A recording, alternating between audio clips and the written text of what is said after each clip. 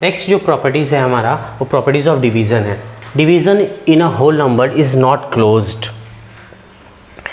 यानी कि ए divided B, ए और बी यहाँ पे क्या है होल नंबर, तो ज़रूरी नहीं है कि होल नंबर ही आए, ज़रूरी नहीं है कि होल नंबर ही आए। जैसे कि 4 डिवाइडेड 2, 4 डिवाइडेड 2 कीजिएगा तो 2 आएगा, 4 और 2 यहाँ पे होल नंबर है और 2 भी यहाँ पे क्या है होल नंबर है। लेकिन यदि 3 डिवाइडेड 2 कीजिएगा, 3 और 2 क्या है यहाँ पे होल नंबर है, तो क्या आएगा 1.5। अब 1.5 होल नंबर नहीं होता क्योंकि होल नंबर में फ्रैक्शन और डेसिमल नहीं आना चाहिए, फ्रैक्शन और डेसिमल उसमें नहीं आता है, ठीक है। इसलिए division in whole number is not close, ये क्लोजर प्रॉपर्टी को फॉलो नहीं करता है। नेक्स्ट जो है हमारा commutative property, does not hold true for division, यानी कि ए divided b is not equal to b divided a, यानी कि 4 डिवाइडेड 2 कीजिएगा तो 2 आ रहा है, लेकिन 2 डिवाइडेड 4 कीजिएगा तो कितना आएगा 0.5 आएगा। इसलिए कम्यूटेटिव प्रॉपर्टी या कम्यूटेटिव लॉ जो होता है डिवीज़न ऑफ होल नंबर को फॉलो नहीं करता है, उसके लिए ट्रू नहीं है। नेक्स्ट जो है हमारा associative property, associative property does not apply to division of whole number, ये भी फॉलो नहीं करता है, यानी कि ए डिवाइडेड बी डिवाइडेड सी ये नॉट इक्वल होता है किसके, A divided B divided C या फिर A divided C divided B. जैसे कि एग्जांपल से समझते हैं, ए डिवाइडेड 4 डिवाइडेड 2 है, ठीक है, इसको सॉल्व कीजिएगा तो कितना आएगा, इसको सॉल्व कीजिएगा तो आएगा 2, ठीक है। फिर यहाँ पे 8 है, 8 डिवाइडेड 2 कीजिएगा तो कितना आएगा 4, लेकिन 8 डिवाइडेड 4 डिवाइडेड 2 कीजिएगा तो ये क्या आएगा 2 डिवाइडेड 2 यानी कि 1। अब 1 जो होता है 4 के इक्वल नहीं होता है, इसलिए एसोसिएटिव प्रॉपर्टी भी इसको होल्ड नहीं करता है, वो भी नहीं करता है। समझते हैं।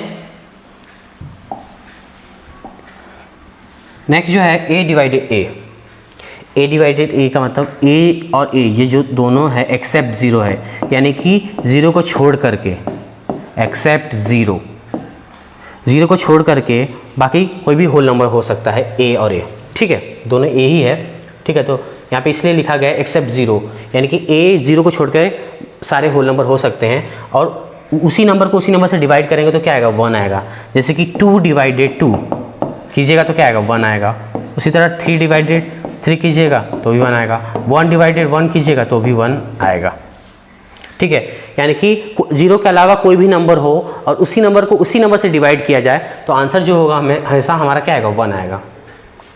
नेक्स्ट जो है हमारा वो ए डिवाइडेड ए है, ए डिवाइडेड 1 है, ठीक है, ए डिवाइडेड 1 होगा, कोई भी नंबर होगा तो जो नंबर होगा पहले वही आंसर होगा, यानी कि ए डिवाइडेड ए का मतलब होता है डिवाइड के साइन के बाद जो होता है उसको कहते हैं डिवाइज़र, उसको कहा जाता है डिवाइज़र, और जो डिवाइड के साइन से पहले जो होता है उसको कहते हैं डिविडेंड,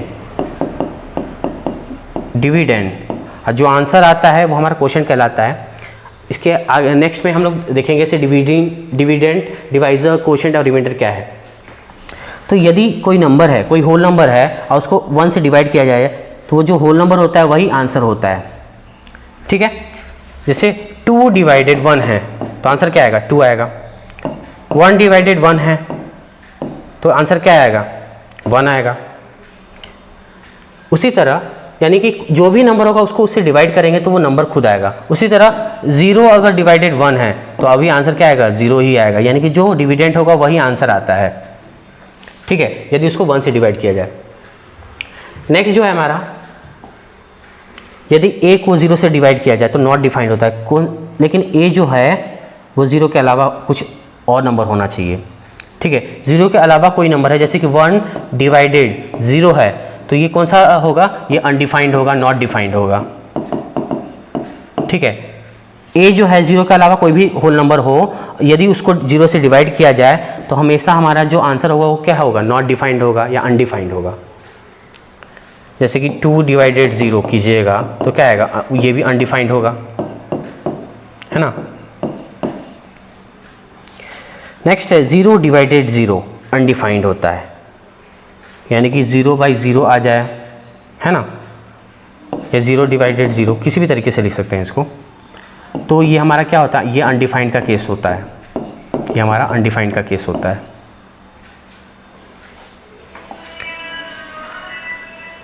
नेक्स्ट जो है हमारा, the other name of zero for zero is cipher. ये जान के रखिए, तो ज़ीरो का जो दूसरा नाम होता है क्या होता है, साइफर होता है, CIPHER। The concept of zero as a digit was discovered in India. जो ज़ीरो था वो डिस्कवर आर्यभट्ट के द्वारा किया गया था, जो कि इंडिया के थे। Division is the inverse operation of multiplication. इसे समझते हैं जैसे कि यदि 2 डिवाइडेड, या फिर समझ लीजिए 3/2 है, 3/2 है, तो हम लोग ऐसे इसको लिख सकते हैं, 3 डिवाइड कीजिएगा, मल्टीप्लाई का साइन, और ये जो 2 है इसको 1/2 लिख देंगे, यानी कि जैसे इसका उल्टा लिख देते हैं। इसलिए कहा जाता है कि डिवीज़न जो होता है इनवर्स ऑपरेशन ऑफ मल्टीप्लिकेशन होता है, ठीक है।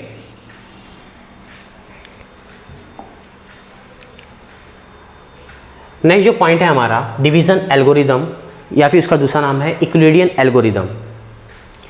Late A and B be to given whole number such that A greater than B, यानी कि A और B दोनों क्या है, होल नंबर्स हैं, ठीक है।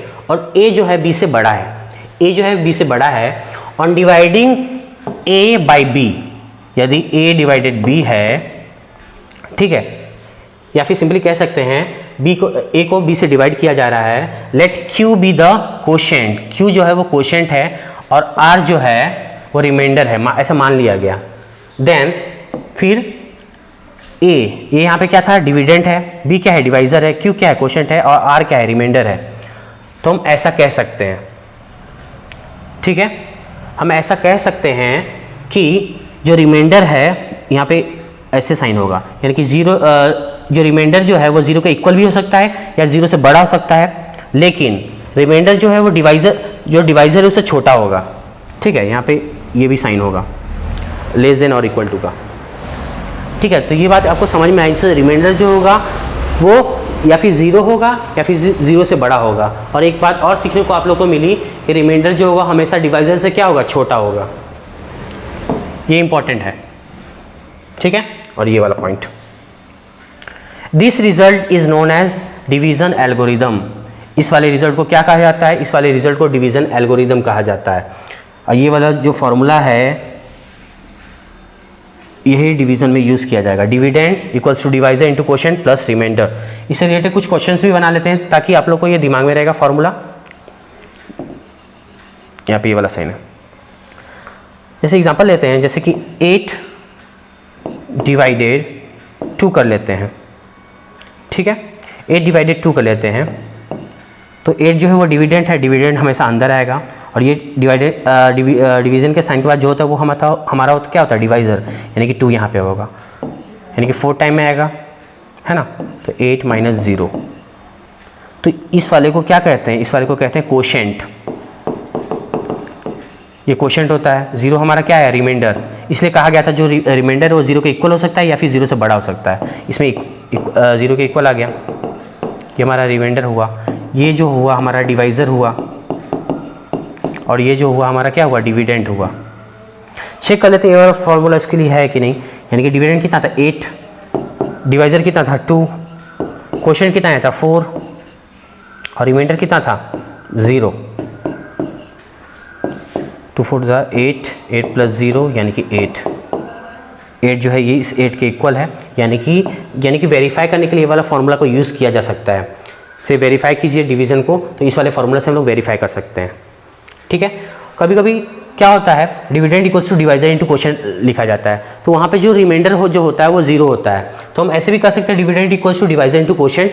लेकिन जब रिमाइंडर 0 के अलावा कुछ है तो उस वाले कंडीशन में dividend equals to divisor into quotient plus remainder, ठीक है। तो हमेशा हम लोग ये वाला प्रीफर करेंगे कि dividend equals to divisor into quotient plus remainder, यही वाला फॉर्मूला लिखेंगे, ठीक है। क्वेश्चन में यदि रिमाइंडर नहीं दिया होगा यानी कि वहाँ पे 0 होगा, या फिर जब निकालना होगा तो यही वाला फॉर्मूला अप्लाई करोगे, डिवाइजर इंटू क्वेश्चन वाला नहीं करोगे, हमेशा पूरा वाला फॉर्मूला अप्लाई करोगे।